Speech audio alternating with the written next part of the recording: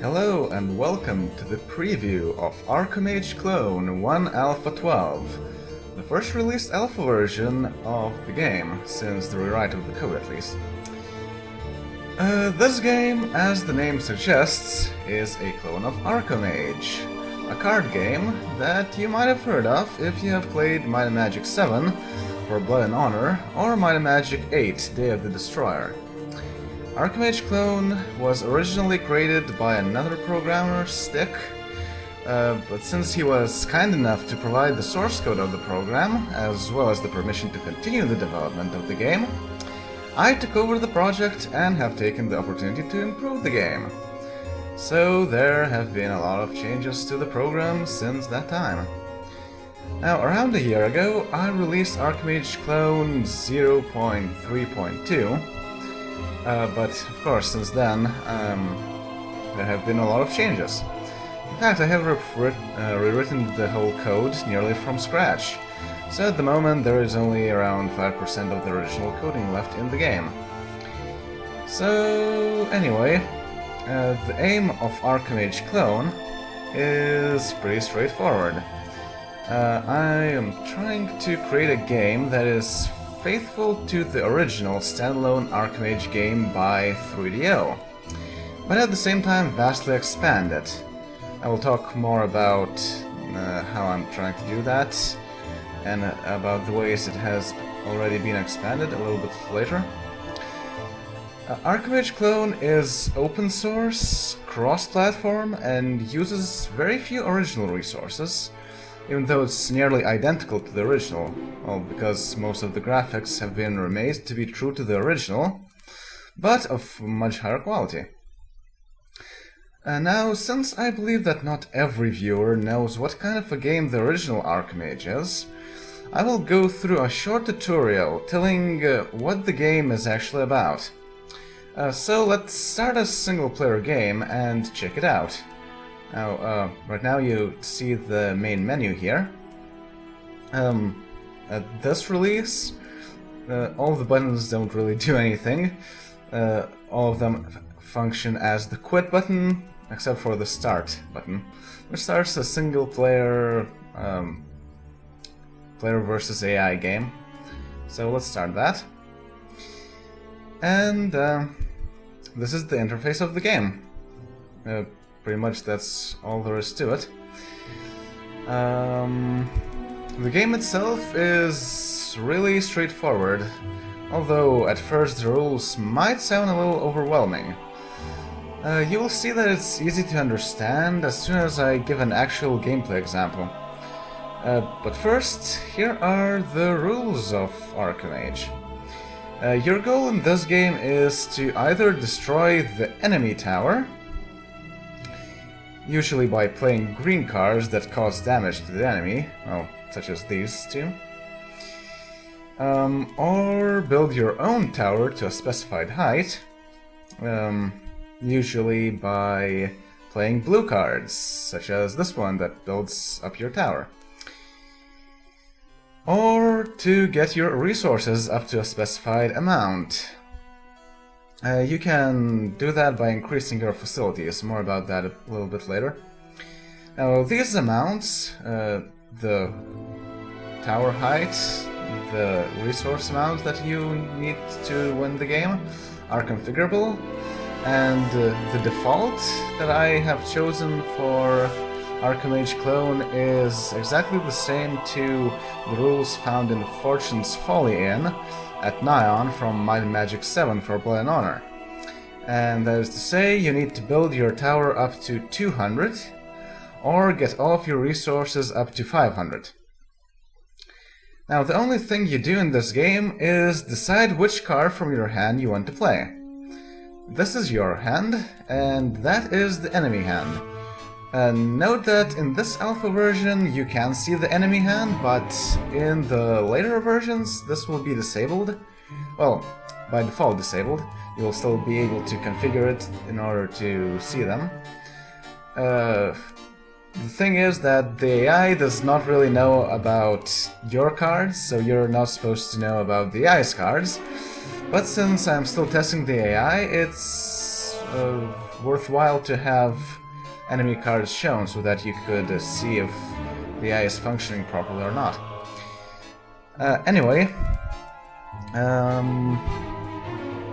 yeah, you can select which card you want to play during your turn.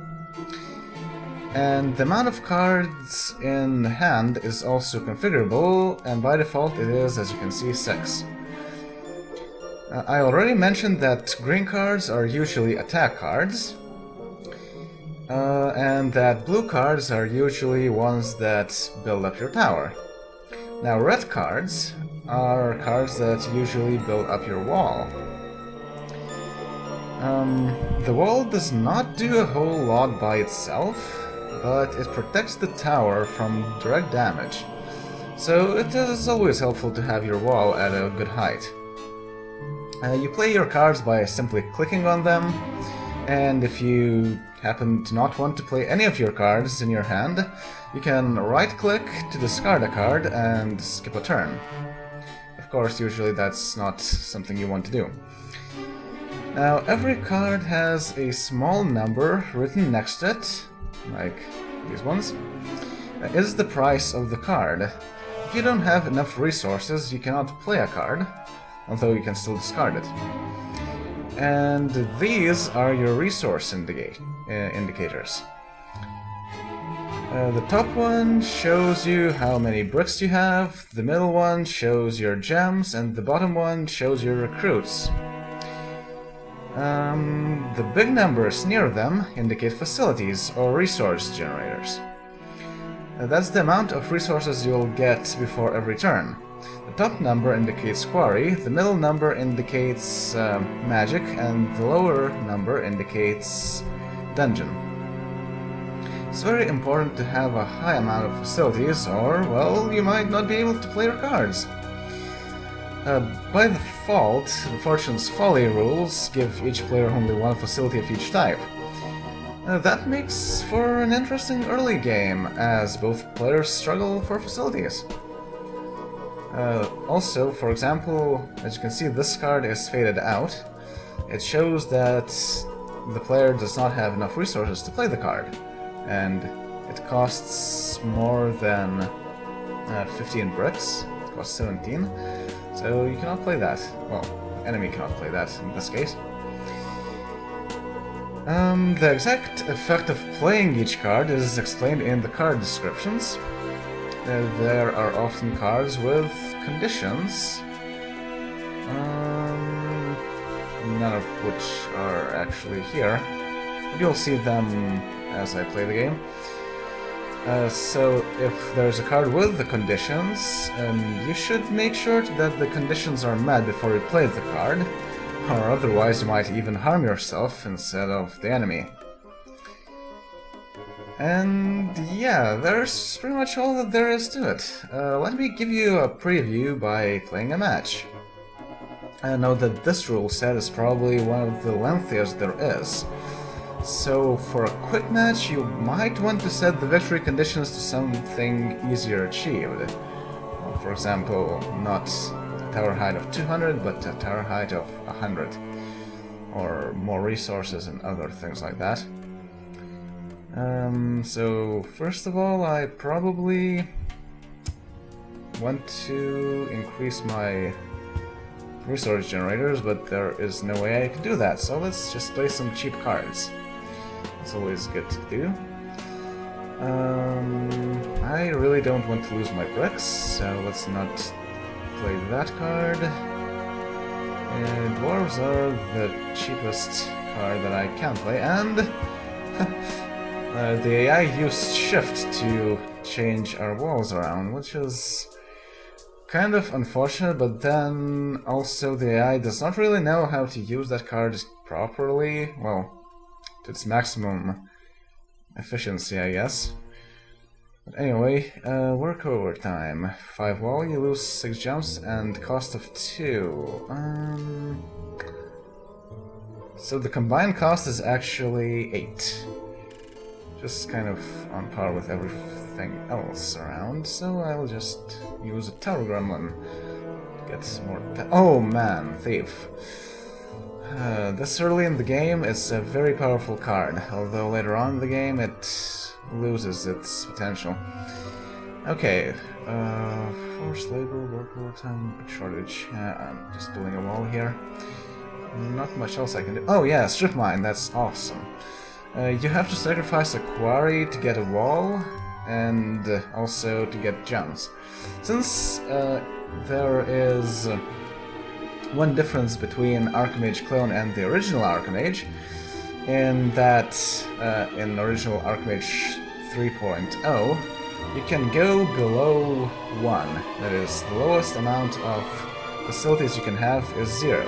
But in this game I decided to have 1 as the lowest. Same thing is in Arcomage, multiplayer Arcomage, because if you go down below 1, then the game really starts to become somewhat not fun, because you are essentially deprived of all one-colored cards, which is really not that good. So, yeah. Okay, I don't care if I play this card or not, honestly, so let's play it. Okay, they discarded.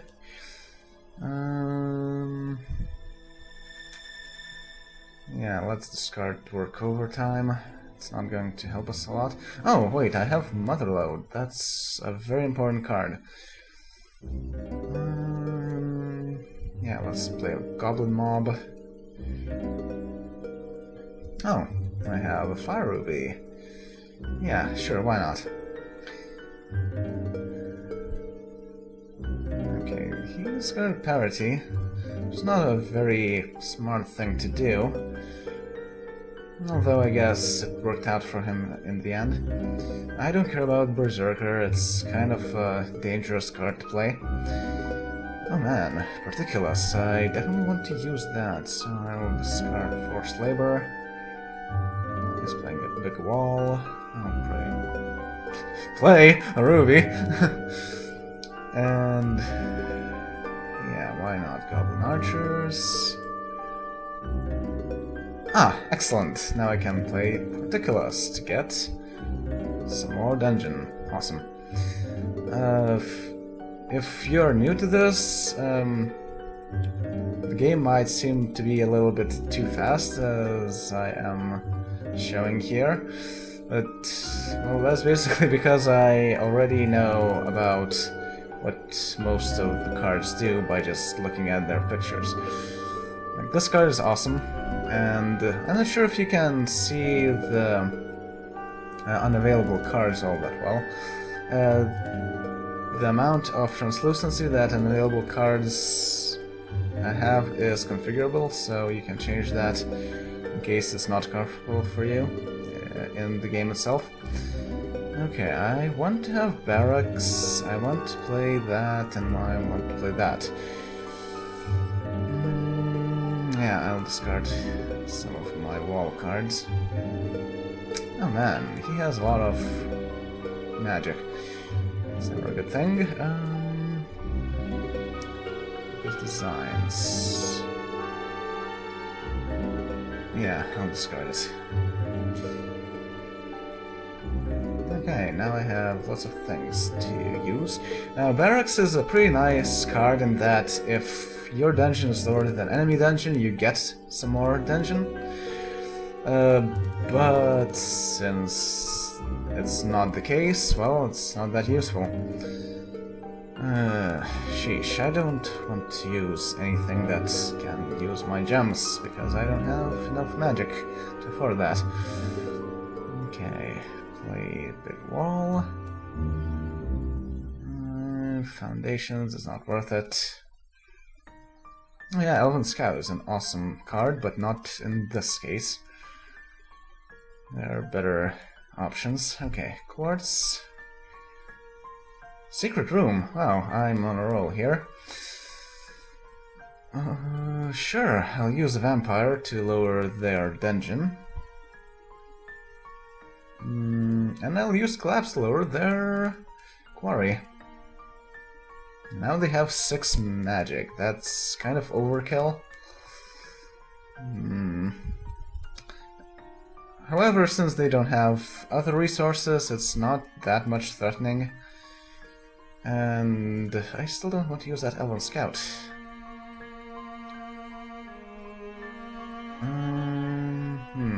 Okay, I'll use the Elven Scout and hope that I get some not very useful card, but that was not the case. Ack.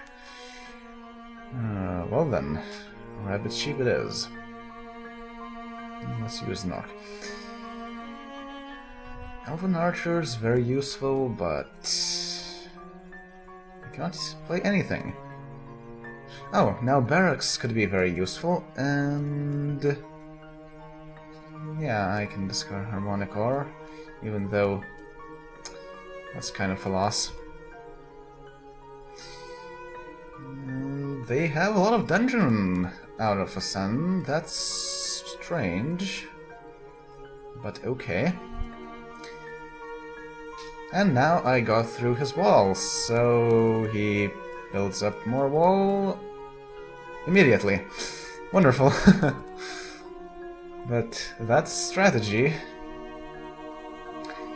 Okay, Lava Jewel. It's a very good card to play. And at some point, resources will stop being an issue. However, it's still not that point in the game yet. Okay, Moody Goblins. I could play that. Yes, I will play that.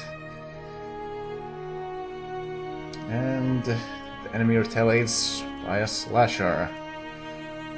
Thankfully, my wall still holds. Gemstone Flaw. Oh, what?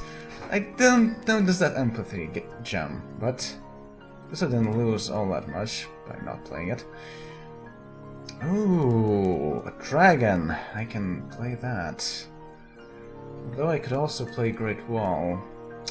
No, I'll play a dragon, because it's just that awesome. And let's build a Great Wall right now, then. Okay. Some Crumblestone. The Spearman does not do a whole lot, so it's not a threat. Discard? Why would they use Discard?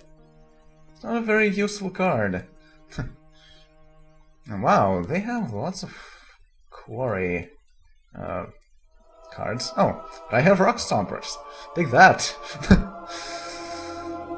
Okay, Fairy. Fair enough. Now I can try and attack them, but I don't have any attack cards. Well, that's a bummer. Oh, now I have attack cards.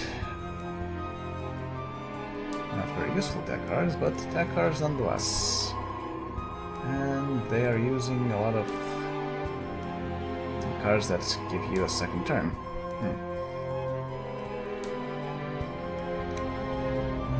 Okay, I still don't have any worthwhile direct damage cards. That's too bad.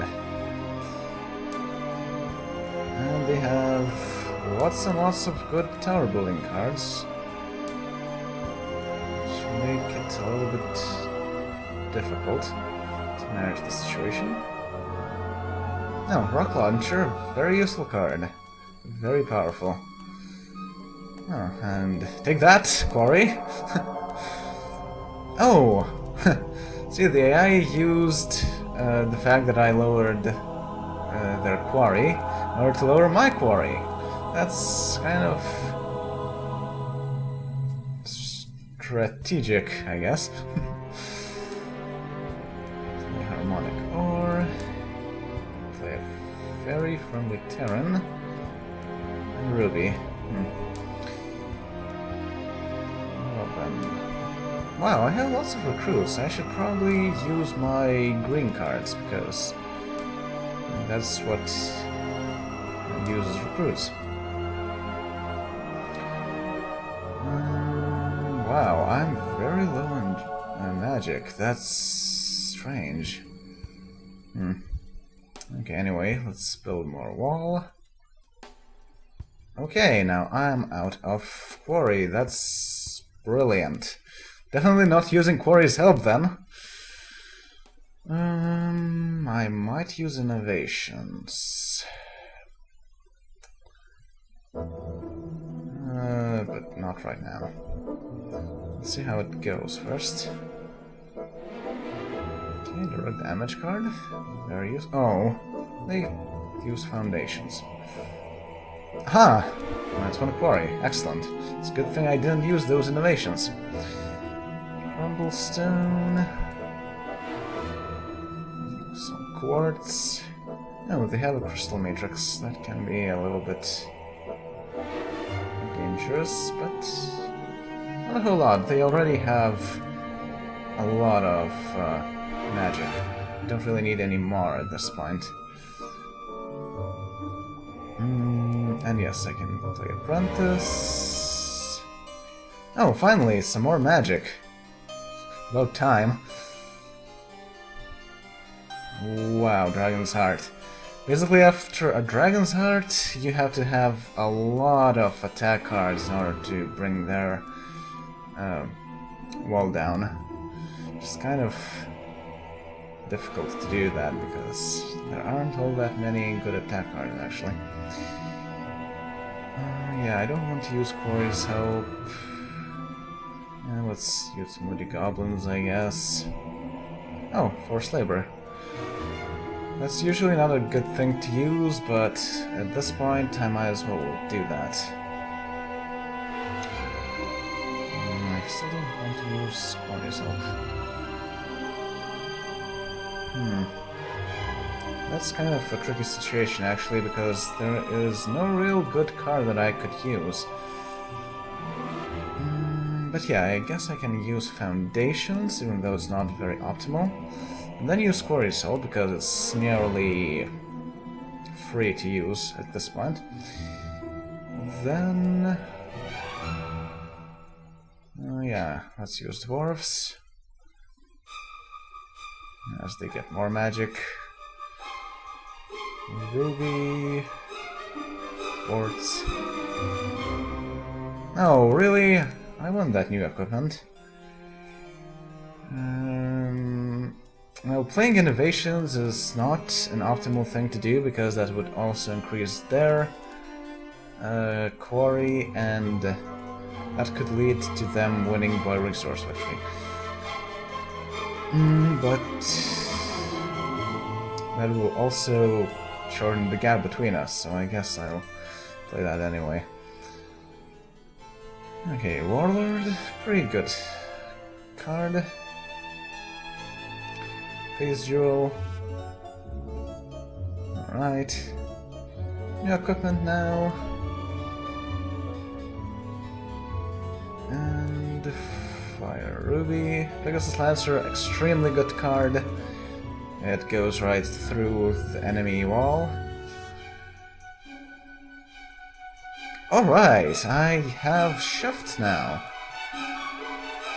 And I think I will use it immediately. Get a lot of wall going on. And then some goblin mobs to lower their wall even further. Troll Trainer to get more resources. Wheel of Wisdom to get more resources and more power.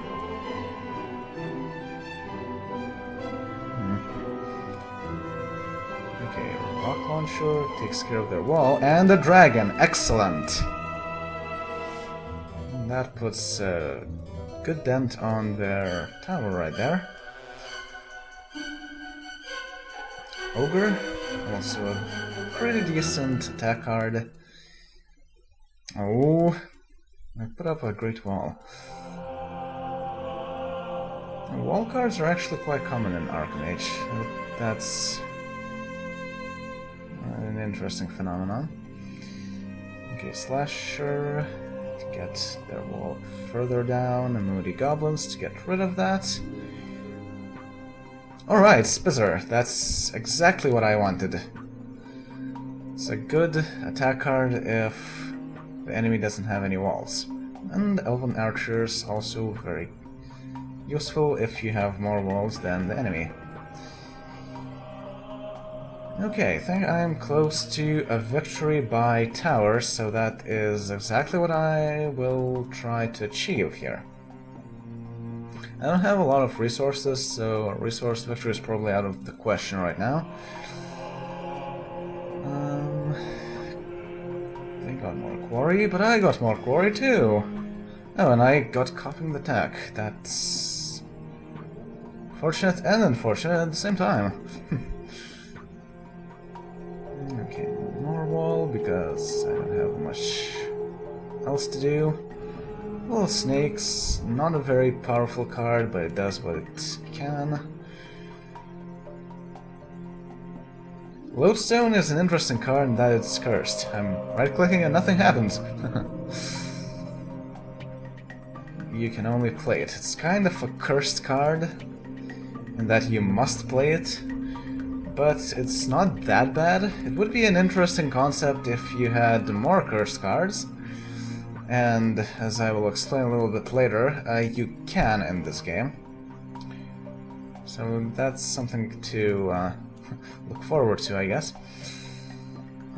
Succubus, useful in most cases.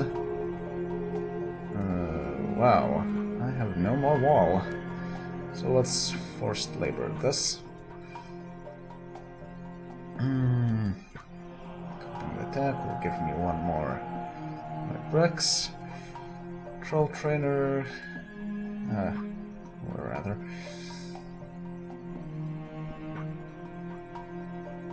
Now that was a chain of cards.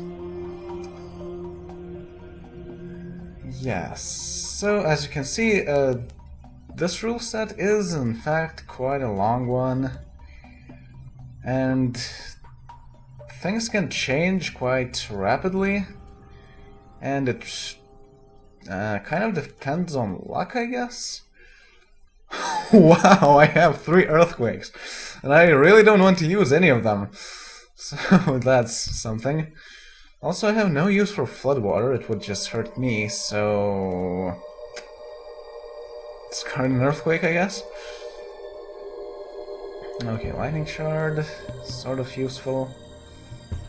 Oh man, I cannot use elven archers to its full extent, so I'll just discard some more earthquakes. Work overtime, why not? My wall is terribly, terribly low. And I'm not sure why. I'm just not getting a whole lot of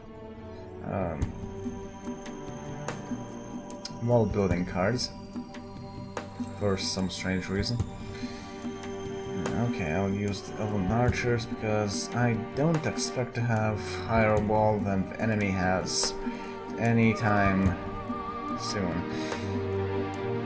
So yeah, I'm not getting any tower cards either, which is not very conducive to victory. Oh, now I have the opportunity to use floodwater. Excellent. Crumblestone, why not? Oh, sapphire, also very useful.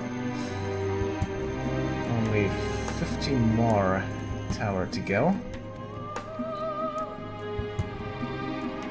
What's the enemy doing here? Not a whole lot, thankfully enough.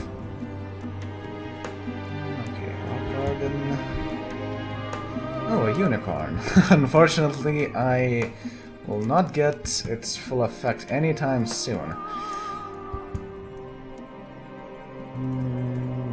But it's still a decent attack card. Might as well use that.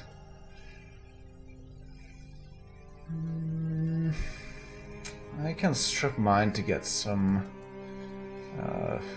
wall going on, but yeah, I guess. I have lots of bricks either way. Oh, Mondo wall, that's very useful.